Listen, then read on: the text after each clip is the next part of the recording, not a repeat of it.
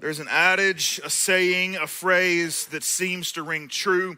I found it to be true. I would imagine each of you have also found it to be true. It is this: sex sells, right? Oh, okay. That's right. Sold a lot. Sex sells. It's the truth. If you want to get someone's attention, just make it a little sexy. That's all. That's what you need to do. That's all you need to do. And I'm looking out here, and I'm seeing people that represent different forms of work. You know what I'm saying? I'm just trying to think how could we just sexualize that a little bit to get more attention? You know, I'm just thinking through. I'm thinking through landscaping. You know what I'm saying? How can we sexy that up? That we already know for those firefighters here, you just put out a calendar. That's what you've done. You know what I'm saying? Did you make the calendar this year? No. Okay. Sign it, please. That'd be great. Yeah. No, but for real, that's it. That's what our culture, that's what our community says. Hey, if you're not getting the right attention, then you need to sexualize it somehow, and that will get more eyes attracted to kind of take a look at what you are putting out, what you are selling, what you are trying to get people to pay attention to. However, I will say this: there is something that sells even more than sex. It's fear. Fear. Now, this is not the thing that we want to talk about openly. We actually prefer to have a sex sales conversation, because if we actually start talking about the reality and the truth behind fear being a greater salesman, well, then we've got to make some admissions about what's happening and what we consume in our life. I mean, think about it. I could probably get you to empty out your entire bank account if I could scare you enough and convince you that if you didn't, your life would come to an end. Like, at some point, there's enough fear I can create for you. You're like, okay, that's it. I got no other choice, right? Because I don't want to die. I mean, we see it everywhere. I mean, it doesn't matter what news program you listen to. Fear. Fear.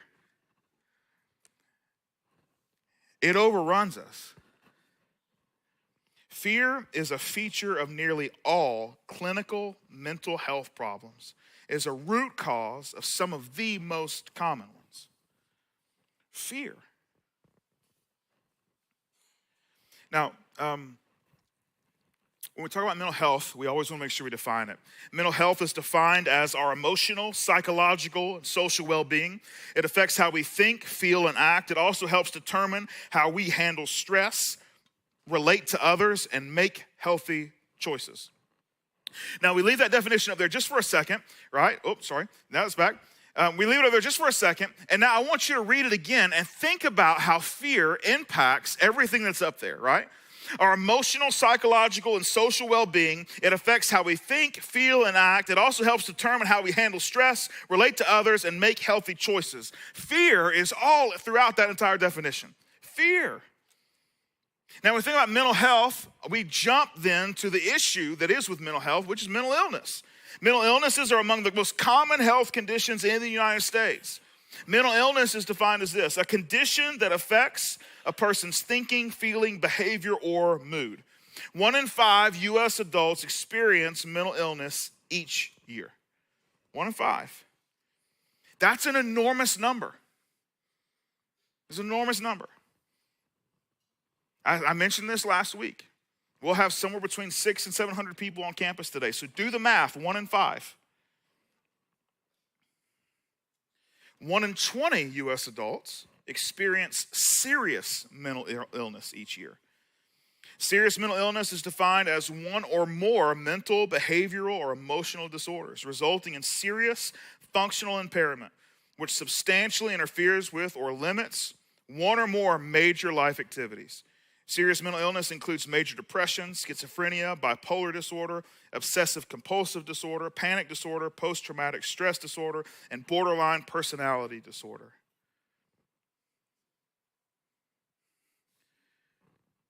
So what causes mental illness? There's no single cause. There's a number of factors that contribute to the risk of mental illness. Adverse childhood experiences such as trauma, history of abuse, like child abuse, sexual assault, witnessing violence. experiences related to other ongoing chronic medical conditions, biological factors or chemical imbalances in the brain, the use of alcohol or drugs, having feelings of loneliness or isolation. All of those contribute or risk factors for mental illness. Now, I will say that when we say the word mental illness, that's a little difficult for us to hear. We don't enjoy that phrase. We don't like for someone to say, hey, I've got a mental illness. If I'm suffering from some depression, I don't want to be labeled with a mental illness. And so we've changed it. We softened the language a little bit.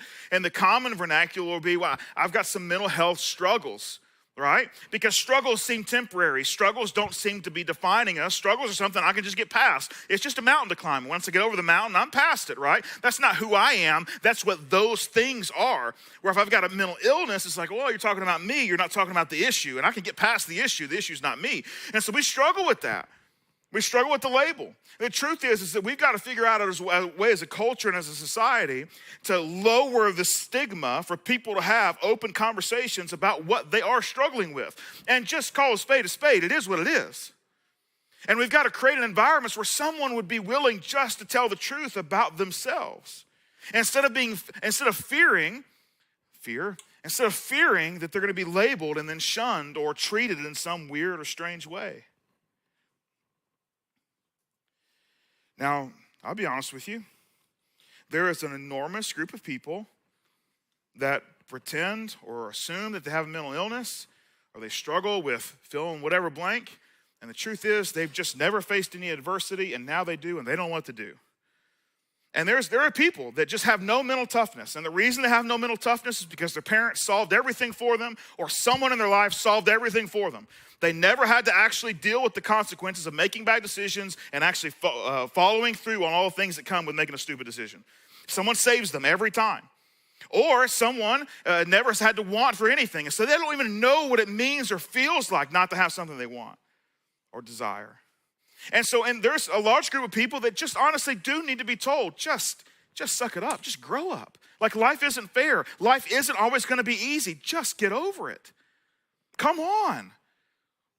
However, while that is an enormous group of people, there is a much larger group of people that actually do suffer with mental illness. But as a culture, what we want to do is we like to paint with large, broad brushstrokes. Because the thing is, we should take the time to figure out the difference between the two and then pursue an action step with them based upon who they actually are and what they're actually struggling with. But that takes time and it takes an investment from us in order to make that doable. And a lot of times we don't want to take the time to figure out if someone really does need some help or just needs a good old kick in the pants. We'd rather just assume everybody needs a kick in the pants and just diagnose that and just move on with our lives. And as a community, we're failing on that end. That's not how we should do things. People do require more time. So the question becomes, when we have these questions, what does Jesus have to say about this? And we want to address biblical concepts regarding 4 major contributing factors to poor mental health. Week 1 was a false identity. Week 2, fear. The goal in this is not to say, hey, there's a solution by saying a prayer and reading a Bible verse. The hope is that every single person that listens or watches online realizes that Jesus is a catalyst towards mental health, that he's simply the first step of many steps that need to continue. That if you just read a Bible verse and you say a prayer, that all your problems and the things that you're dealing with haven't magically disappeared. That is not the way that God works in our lives. God has equipped people in our community and people in your world and your life to walk alongside of you through what really is life. And life sometimes. It just is what it is. And we need people to walk through that with us, step by step in that process. Jesus is just the catalyst for the beginning of a journey on a path that he sets for us. So when we think about fear, the very first thing that comes to mind is a moment in the life of Jesus that I want to walk you through this morning. Jesus has spent a couple of years investing in a small group of people. There's about 12 of them. And he's invested a lot in them. And that time is coming to a close. He knows it. They haven't really picked up on that it's coming to a close yet.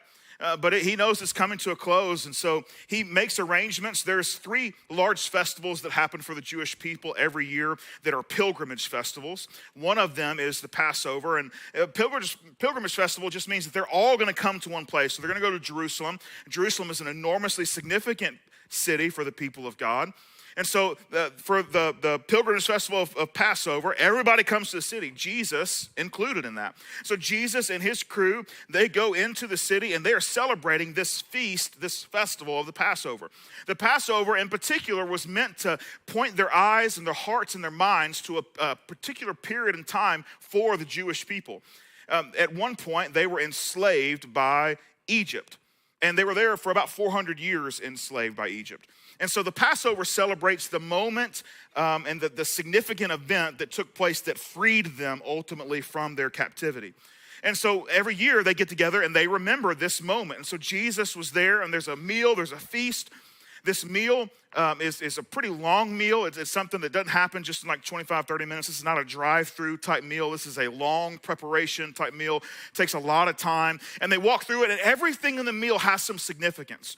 Every single thing they eat or drink or consume, it has a significant thing that points them back to remembering their past in slavery. And so as they're sitting there taking part in this meal, this Passover meal, Jesus does something a little different. He takes some bread and he begins to break it, and he starts passing it out to guys. And he says, hey, this is my body broken for you. Whenever you eat this, from now on, I want you to remember me. Now, this is strange because Jesus is taking something that for sure already has some pretty good liturgy, tradition, some pretty standard things you say when you're doing this, and he's rewriting a script. He's taking something that's got about 1,500 years of history in this Passover meal, and he's rewriting it a bit and saying, hey, I know we've got some things attached to this, but I want you to remember me from now on when you eat this piece of bread. And then he takes this cup of wine and he pours it out and he begins to share it. And he says, hey, this is a covenant in my blood. And from now on, whenever you do this, I want you to remember me. Now, this is enormous for a group of Jewish guys that grew up in Jewish households, that this is a big deal. And all of a sudden, Jesus is like saying, hey, I know we remember this Passover thing, but I want to add to it. I want you to remember me. This is a big moment. This is an enormous moment. He follows this up with some more pretty enormous news. So he starts rewriting this tradition, which is just mind-blowing if you're a Jewish guy that's grown up going to this meal over and over again, that Jesus is changing it. That's just wow. But the second thing is Jesus actually tells them, hey, there's someone here with us that's actually going to betray me.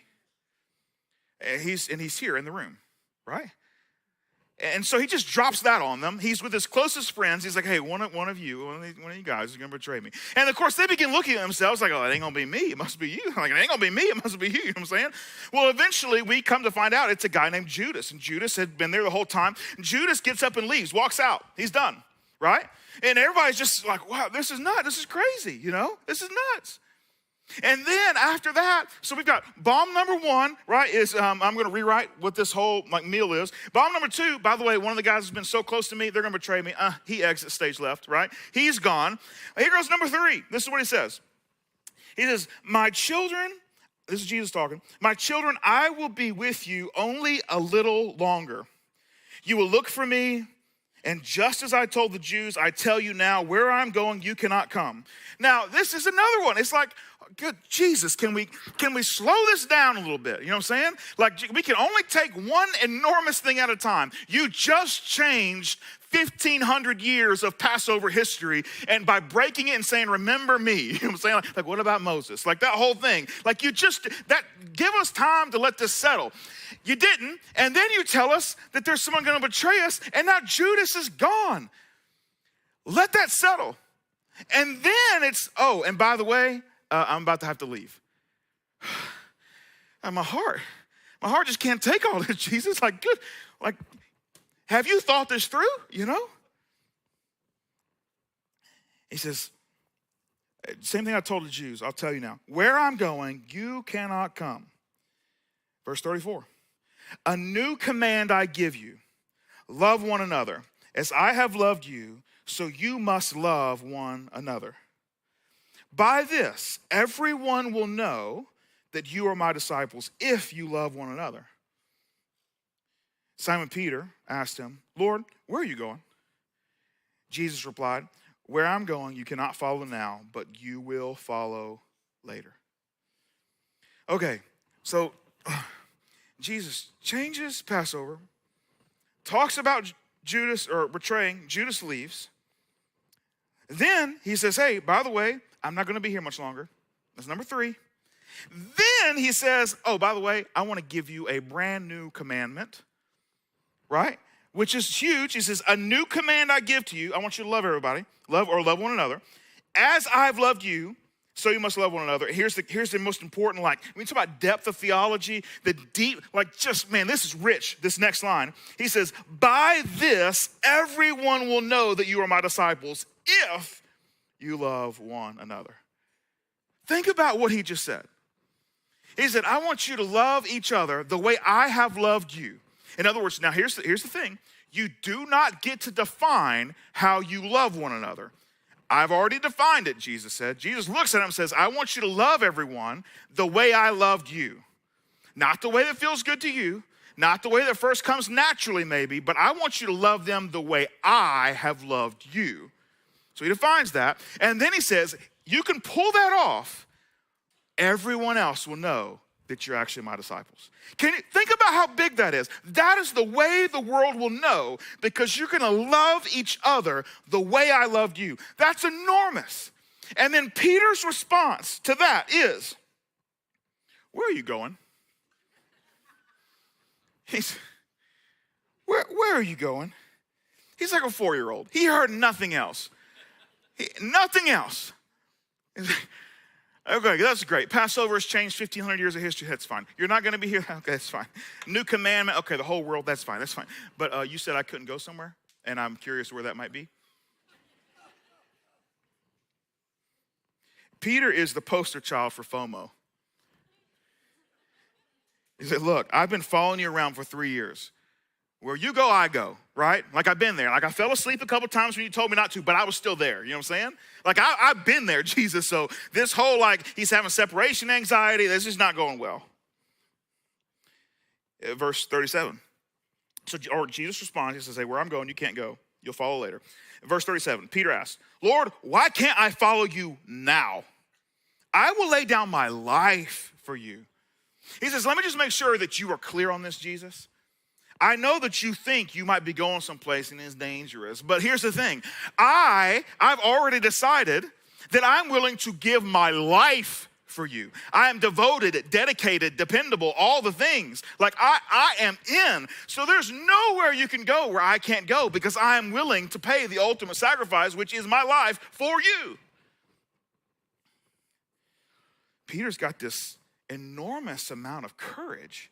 Just blind courage. He doesn't know what he's getting himself into. He has no idea what he's waiting on, but he's like, I'm going.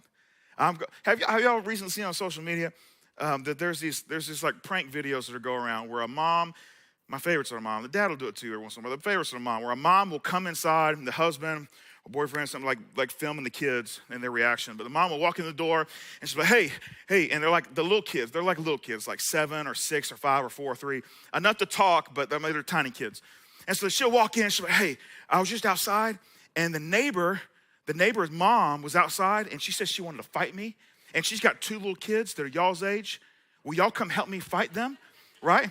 And so the kids are like, at first they don't know what to do. They're like, and all the videos that are great, all the good ones anyway, all the good ones, the kids are like, yeah, let's go. And they start clenching their fists, and they're walking outside, right? And mom is dying. She's like, yeah, look at my squad. You know what I'm saying? I got a 3-year-old and 5-year-old about to whoop some tail. They have no idea. That's what's happening here with Peter. He has no idea what's outside the door, but he's like, I'm going. You're like, fists are clenched, let's go.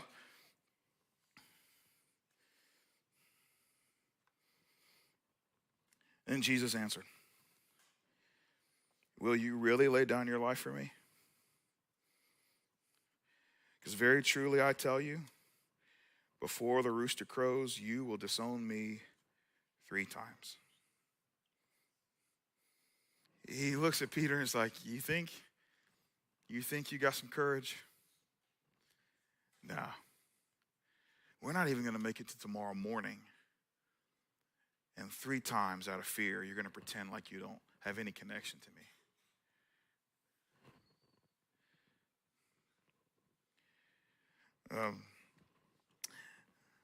Just a little bit past that, this enormous group of soldiers and temple guards show up. Jesus had made his way to a garden. And so they had finished dinner. They had crossed into a place called the Kidron Valley, and there's a river that flows there. And they cross over the river, and they go up into a garden called Gethsemane.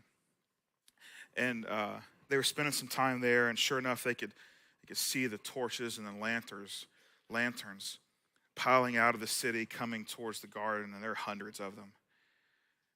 And they come to arrest Jesus, and so Jesus, he ends up, walks out and meets them, and one of the most incredible moments in the entirety of the life of Jesus happens right here. I'm not going to tell you what it is. You can go read it. It's just mind-blowing. When you read it, you'll probably glance over it and you won't even see it. So read it twice and you'll be like, hold on, what happened? And you read it again and it's just mind-blowing. That's another message though. Jesus ends up getting arrested. He gets arrested and they start to haul him off to take him to trial. And he's actually going to go through a number of trials. It's going to start with a religious trial at a high priest, a little get together. But they're going to do this multiple times before the sun comes up. They've already decided he's guilty. And so this is just a formality so they can kind of like just cover the rear end kind of thing. And so they start going through the motions. And so they take Jesus away. And we pick up in John 18. Simon Peter and another disciple were following Jesus because this disciple was known to the high priest. He went with Jesus into the high priest's courtyard. But Peter had to wait outside at the door. The disciple who was known to the high priest came back, spoke to the servant girl on duty there, and brought Peter in. And so they get there, and they start to make their way in to see the trial. And evidently one of the disciples that was with Peter, following Jesus, kind of like, what are they doing with him? He had already had friends. Like he was already connected with the high priest crew. And so when he got there, they're like, yeah, come on in, dude. And sure enough, he was walking, and at some point he realized, Peter, where's Peter? Freaking Peter. And so he had to go back. And he was telling the girl at the door, he was like, hey, he's with me, okay? I don't know what he's doing, but he should have been like holding onto my shirt tail. You know what kids these days, right? So, okay. And so he gets him through, like he gets him in. And so he then walks in. And well, as he's walking in, this is what happens. She says, you aren't one of this man's disciples too, are you? She asked Peter. And he replied, I am not. Now, that was once. I don't know what happens in Peter's mind. He doesn't tell us. I don't know if in his mind, like, it was like, dun, dun, dun, that's strike one.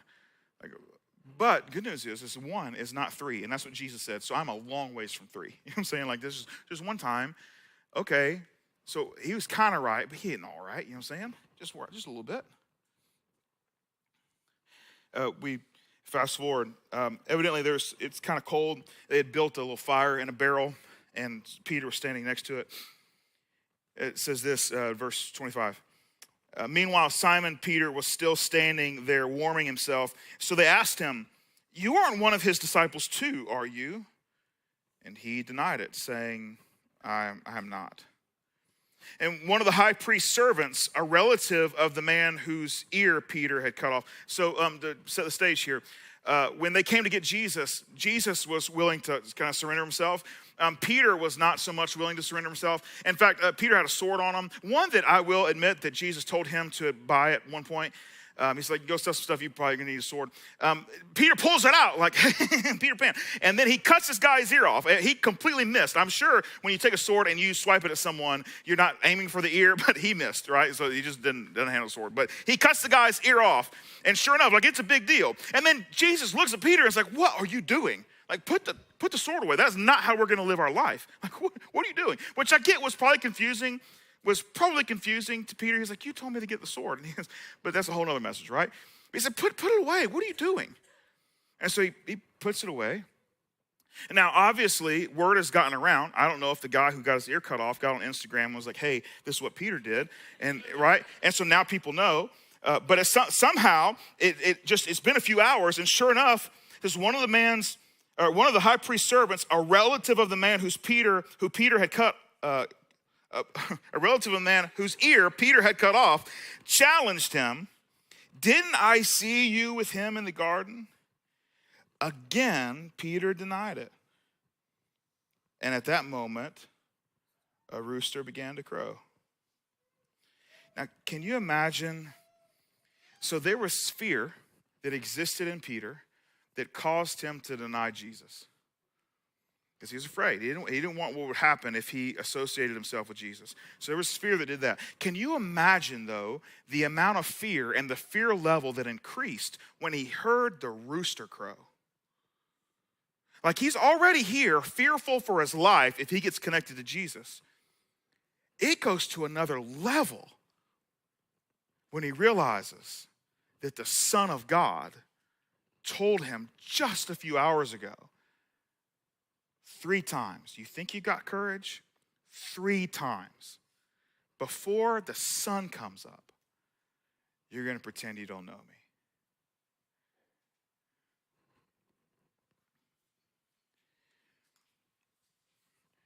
Jesus is convicted.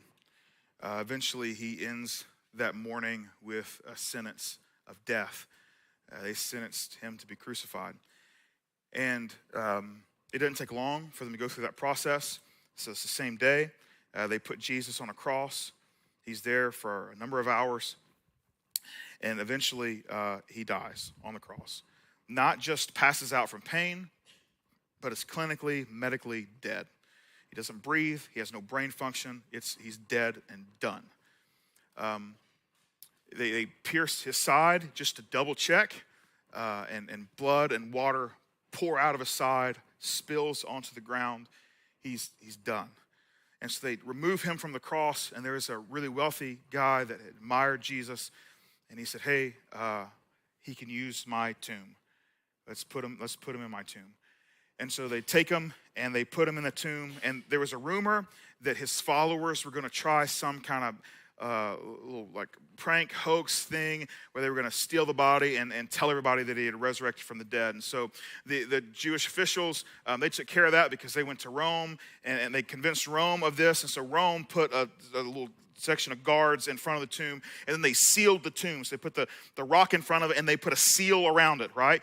And so there's no way that anybody was getting in. The thing is, with resurrection and the plan of Jesus, there was no need for anyone to get in. The thing was he was coming out. And so they did all the things on the outside to keep someone from going in, but they did nothing to actually make sure the dead person that can't do anything would not resurrect from the dead, because that's the way it works. And so that's what he did. And so the very feet that he had pierced and was nailed to the cross are the feet that he walked out on. And so the stone rolls away and he walks out on those 2 physical feet, breathing and functioning and hearing and listening and can touch and can taste and can smell, all the things. It's a physical resurrection.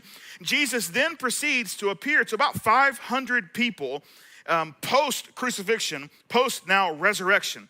And he starts spending time with these people. And one of those moments is recorded by John. The boys, or at least a number of the boys that were really good friends with his, were really great fishermen. They were fishermen by trade, and so their parents were fishermen. It had been a part of their family business, and so they're in this place where they don't know what to do next. Jesus has been crucified, he's resurrected, but there's like, well, what are we doing? And they go fishing. And so they're out in the boat, and they're fishing, and Jesus shows up on the shore close to where the boat is, and he yells out at them over on the lake. He yells at them. He's like, hey, have you caught any fish? And they're like, no, we hadn't caught any fish. How many of you been there? You know what I'm saying? Like, I caught a thing, right? So he's like, no, we ain't caught a fish. But here's the thing, Jesus too far, they don't know that it's Jesus. They just see some guy standing on the shore asking them if they've caught any fish. And I'm sure in their minds as fishermen, they're like, why does this guy care? They always ask when we've caught nothing. Nobody asks when we've caught everything, right? Nobody cares, but we've caught nothing. Everybody's like, did you catch anything? Did you catch anything? you know? And so they're like, no, we didn't catch it. And so then the guy proceeds to give him advice. He's like, hey, it's because you threw the net on the wrong side. Throw it on the other side. Now, here's the thing. I don't know if y'all know this or not, but the bottom of the boat is the bottom of the boat. And it doesn't matter if you go on the left side or the right side. The bottom of the boat's still the bottom of the boat. It's not left bottom, right bottom. It's the bottom of the boat. So for them, they're like, oh, good gracious. If the way they fish is with nets, like if there was fish, they'd beat, because the net was under the bottom of the boat. Okay, fine, we'll throw it on the other side. So they throw it on the other side, and all of a sudden, sure enough, there's fish before. Or there's fish are pulling up. Now, one of them is like, I've seen this before. You got to read that story another time. And so they immediately yelled out, they said, that's Jesus. And Peter looks up, because he was concentrating on fish. He didn't look at all these fish. And all of a sudden, one of the other disciples says, that's Jesus. And he looks up, and he's like, that's Jesus? Peter evidently had taken his clothes off, because the Bible tells us he has to put his clothes back on, and then he jumps in the water, which seems backwards. It's like, Peter, no, that's the jumping. But he put his clothes back on, and then he jumps in the water and swims to shore. Now, the Bible also tells us that the other guys in the boat still had to be fishermen and like get all the fish in the boat and then row themselves to shore. Like they were being responsible. Peter was just like, get to Jesus, you know what I'm saying? And so sure enough, he gets there, and he walks up, and Jesus has a fire and some bread and some fish, and he's just doing like this Sandals Resort beach thing where he's having dinner right there. So the guys come in, they bring it in, like they bring in the boat, and it's on shore, and they're all sitting there, and they're eating. And it says this in John 21:15. When they had finished eating, Jesus said to Simon Peter, Simon, son of John, do you love me more than these? Yes, Lord, he said. You know that I love you. Jesus said, well, feed my lambs. Again, Jesus said, Simon, son of John, right? So Simon is Peter, Simon Peter. Simon, son of John, do you love me? And he answered, yes, Lord, you know that I love you. Jesus said, well, take care of my sheep. The third time he said to him, Simon, son of John, do you love me? And Peter was hurt because Jesus asked him the third time, do you love me? And he said, Lord, you know all things. You know that I love you. And Jesus said, well, feed my sheep. 3 times, Peter denies out of fear. 3 times, Peter declares his devotion.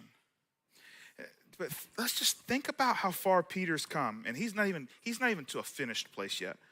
Right? He hasn't even got to the finished place, which is just a couple more weeks away, where the Holy Spirit becomes a part of this whole thing. But Peter's going through this transformation.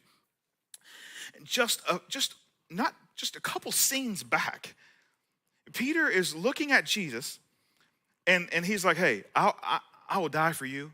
Where are you going? Because I want to go. I can go anywhere you can go because I'm willing to die for you, right? And Jesus is like, no, you can't. He's like, yes, I can. You don't know. I can. To this, where the third time he asked him, he's like, why do you keep asking questions you already know the answer to? That's what he says. He says, the third time he said to him, Simon, son of John, do you love me? Peter was hurt because Jesus asked him for the third time, do you love me? And he said, this is what Peter said, Lord, you know all things. He says, you know everything. You already know that I love you, which is so different from just a little ways back where he was like, Jesus, you don't know me. You don't know my courage. You don't know me. I will follow you anywhere. And he's like, actually, I do. You don't have the courage you think you do. 3 times before sunrise, right? To this, a complete place of submission is like, Jesus, you know everything. 3 times, though, Jesus gives him a next step to live out what he claims to believe. You love me? You know I love you, okay? Feed my sheep. You love me? You know I love you. Take care of my lambs. Do you love me? You know I love you. Feed my sheep.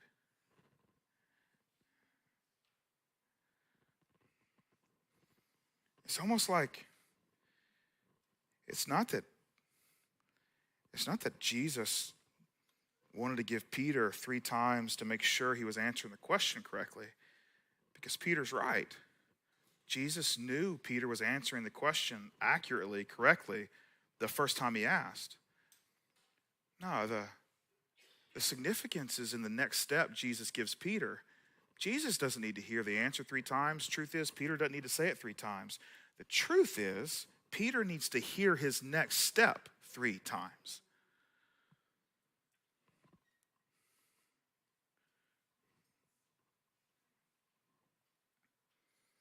And the next step is significant because of what Jesus says next. He says, "Very truly I tell you, when you were younger, you dressed yourself and went where you wanted. But when you are old, you will stretch out your hands. Someone else will dress you and lead you where you do not want to go." Jesus said this to indicate the kind of death by which Peter would glorify God. And then he said to him, "Follow me." You see, Jesus already knew the answer. Jesus actually already knew the outcome. Jesus knew that Peter would actually end up losing his life the same way Jesus lost his, on a cross. Now, Peter decides, or at least the tradition of the church is Peter decides that he can't hang on a cross the way Jesus did, so he asks to be crucified upside down. But either way, someone else stretched out his hands and dressed him on that day in a way that he did not want to go. But that's what he was called to.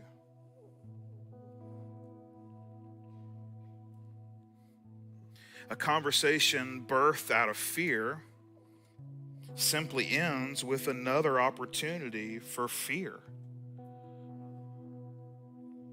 In other words, fear isn't going anywhere. It's not going anywhere. We will not live in a world where fear is not present. So what do? If fear is the root cause of almost every single mental illness that we experience, wouldn't the solution be to get rid of fear? But you can't get rid of fear.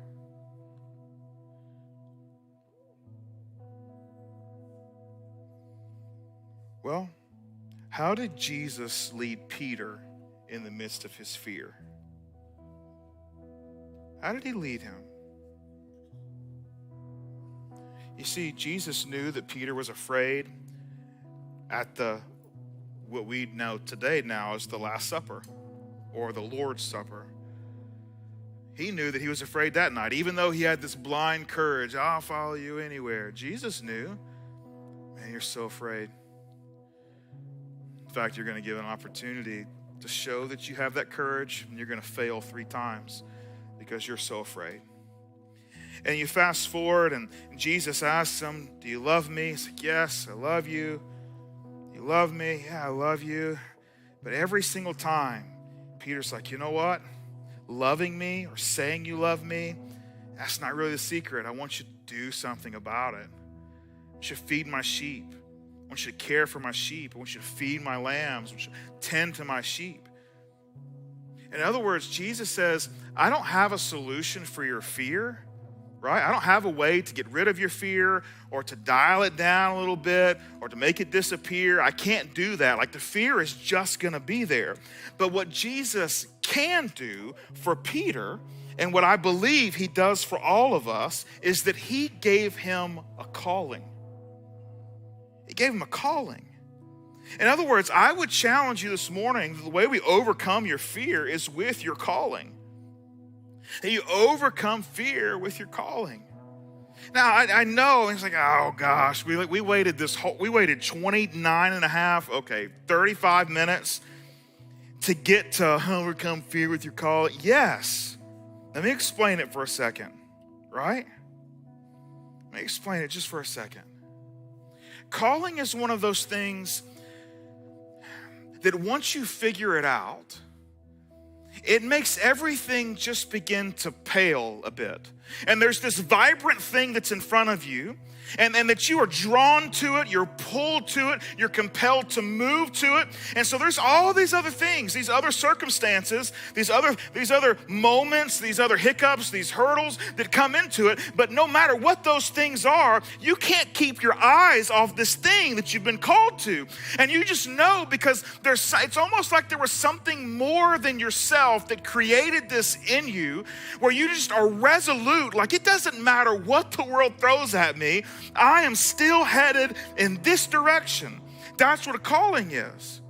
Now, we could come up with callings for ourselves. We've all done it. When I was a little boy, I wanted to be a professional baseball player, and I told people that's what I'm going to do. And I think every adult I ever talked to was like, and I bet you'll do it. I remember my 6th grade teacher, she made me promise to give her front row seats whenever my team went to Wrigley Field, because she was from Chicago. And she just made me a promise. She was like, look, one day when you're a professional baseball player, you're going to give me front row seats. And I was like, yeah, Miss Kroll, no doubt I'm going to give you them front row seats. You know what I'm saying? I wasn't called to do that. I just thought it was great. It was shiny and cool, and I loved it. But I wasn't called to do that. If you'd asked me when I was 21, I would have told you, I am called to be president of the United States. You know? 2024, I'm telling you, the time is coming. I would have told everybody, look, 2024, when you find me at 1600 Pennsylvania Avenue, I'll give you a Christmas card. You come to the party. It's going to be great. That wasn't a calling. That was just an ambition. That's just an ambition. And those things, when things get difficult and tough, man, they fade away. I don't have the energy or the passion or the drive like I thought I did, but that's not what gets me up in the morning. That's not what gets me going. That's not what allows me to persevere or to push through or any of those things. Those things aren't strong enough for me. They might be strong enough for some folks, but they're not strong enough for me, right? Like, that's not me. That's not who I was supposed to be. But I will tell you, when it comes to my calling, I've wrestled with fear. In fact, the whole reason that Foundation took so long to get started was out of my own insecurity and fear, where I had to confess to a friend of mine, like, hey, I know what I've been called to do, but I will not do it. Like, I can't do it. It's been months, and I just can't do it because I was so set. I've been in a great established church, and they had a long-term plan. And the money was so much better than Newnan money. Like, it was a lot more. It's so much more. And so I just had to say, this is the reason I haven't done anything. I don't have enough faith that God's going to provide for me financially, for my family. And I had to say it out loud. I had to just say, hey, I've got a faith issue. I've got a fear issue. I am scared to death. But I tell you, and there's always a tension between church and money. When you ask people who are disconnected from faith, hey, what's one of the biggest reasons you want to continue to be disconnected from faith? They will almost all of them will say, if you give them enough time, because the church only wants my money, right? That's it. That's the only church is concerned about. They're just concerned if I'm there to get my money. That's the only thing they care about, right? And so I live with that tension as a pastor. Our staff lives with that tension because we've made decisions that cost money, right? For sure, having a permanent location costs more than renting something for a couple hours once a week, right? It does. We have a staff, and for sure, we could do church and have zero staff. I could go work somewhere else and just spend enough time just to do a Sunday morning Bible study. Like, we could do that, you know, and it would cost hardly nothing, right? We could gather outside on sunny days, which is like 40 of those in Georgia a year. And the other ones we just wouldn't gather but we could do that. Right? No, like hardly no investment, no money. Like, that's a doable thing. But we made decisions that then require for us to have some funds, you know? We commit to things in our community to help solve needs, and those cost money. For sure, we could stop doing all those things and just say, look, our financial, let's just decrease it 100%. Let's just get rid of the financial thing. I live in that tension. But this is the difference. Every morning when I wake up, I don't actually worry about our money situation. The only thing I have to concern myself with is being a yes man for God. That when he says, Clint, this is what I want you to do, my response ought to be, yes, sir. And that's it. And so if he calls me to do something, it's his problem how to fund it, right? That's not my problem anymore. My problem is just to say yes, sir. And it might mean that he doesn't fund it the way I thought he was going to, or he might not fund it as fully as I thought he was going to, or he might teach me how to do something completely different than anyone had ever thought of because the easiest way is to fund it. I don't know. But the truth is, as long as the calling is clear in front of me, the details, honestly, they will figure themselves out as long as I have focused on my calling. Now, here's the thing. Calling isn't just about planting churches. Every single one of you has one. And it might not be to plant a church, but it also might not be what you're doing now. And you might even be successful at what you're doing now. But here's the question. Is your soul satisfied in what you do now? Those are two completely different things. And I will tell you this, the success you will trade for soul satisfaction doesn't even compare.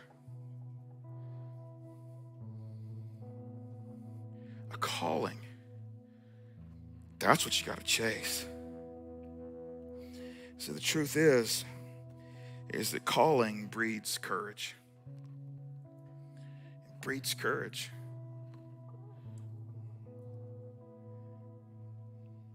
Now, whenever we make such a statement, overcome your fear with your calling, I think we've always got to get practical. And so let's get practical. How do you find your calling? Truth is, fear is always food. It either feeds your anxiety or it'll feed your courage. One of the two. And so how do we find the calling that allows our courage to eat our fear for breakfast? The good news is that Jesus told Peter how to find his calling. You probably missed it because there were so many other things going on. But he says it. After all that huge conversation, do you love me? Yes. Feed my sheep. Do you love me? 3 times, back and forth. All those things. He finishes the conversation with this, 2 words. Then he said to him, follow me. Follow me. In other words, our true calling is always connected to following Jesus. Always. And so if you're sitting here saying, I don't know how to find my true calling, let me tell you, start to follow Jesus more and better.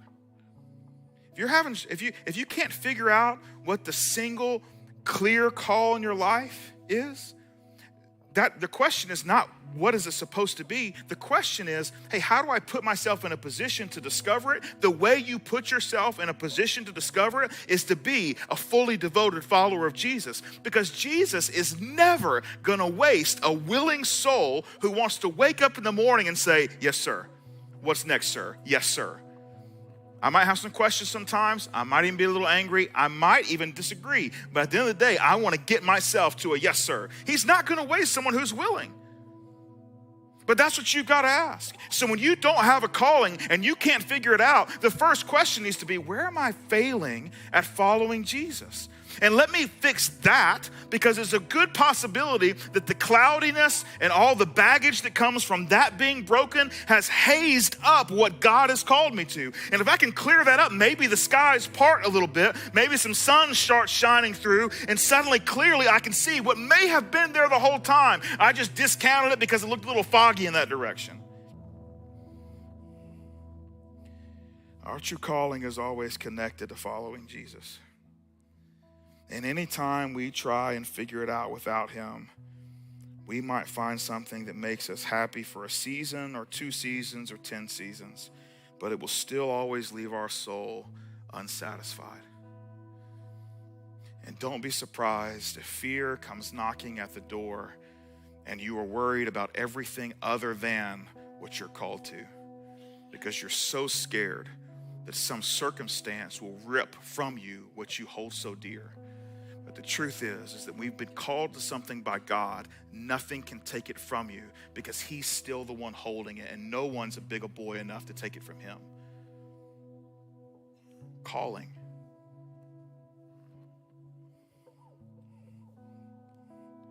He makes it sound so simple. Peter, follow me. I tell you what's crazy is this is one of the last personal conversations Jesus has with Peter. And the first conversation he has the same two words. Follow me. 3 years later, they've gone through everything you can imagine. And Jesus is still teaching them the same thing. It's really simple, Peter. I told you on day one, follow me. And if we make